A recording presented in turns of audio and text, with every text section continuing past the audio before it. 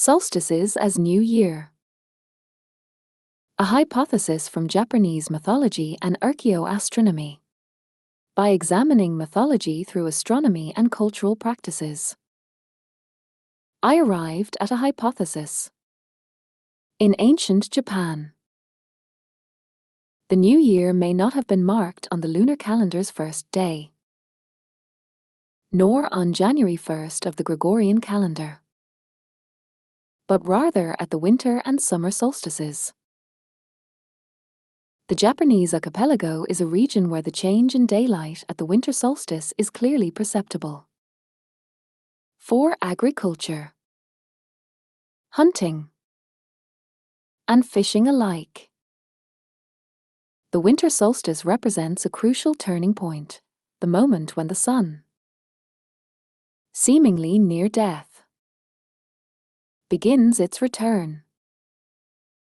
In early societies, it would be more unnatural not to ritualize the winter solstice than to do so.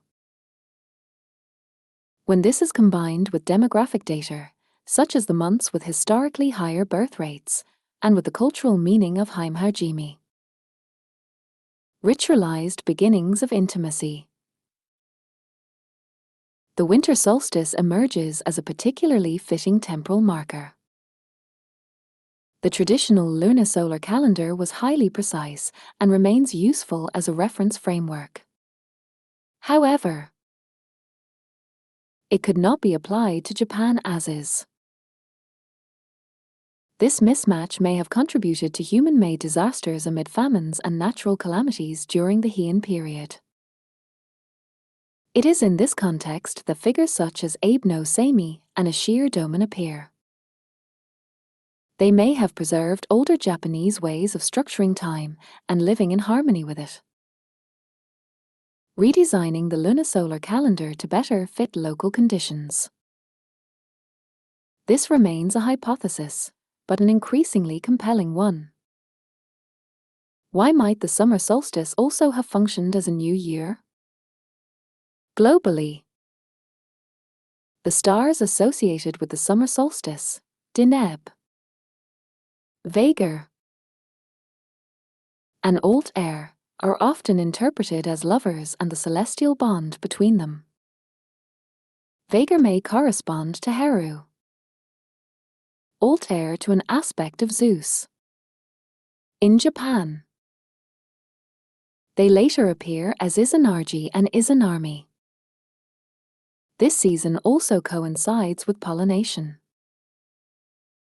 the outward overflow of life force, and a time when boundaries between worlds are perceived as especially thin.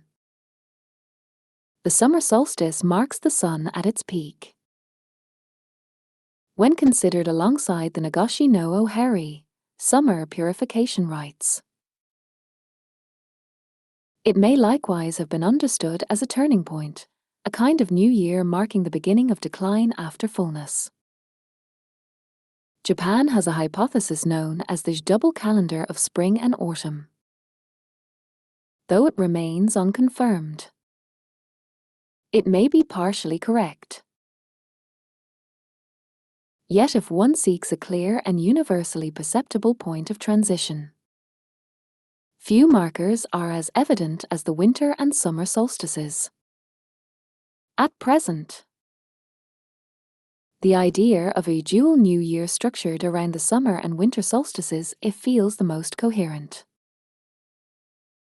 There may even have been significant markers preceding these two seasons, but that is not yet something I can fully articulate. If we allow for the possibility that the solstices once functioned as new year points, then even pre-Meiji systems and the traditional lunar calendar cannot be regarded as final forms, but rather as edited versions of earlier structures. To treat the traditional calendar as the absolute truth of antiquity may, in fact, be inaccurate.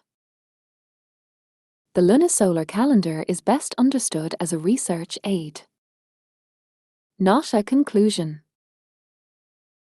Early people likely prioritized dates that were unmistakable, unique within the year, and free from cumulative error.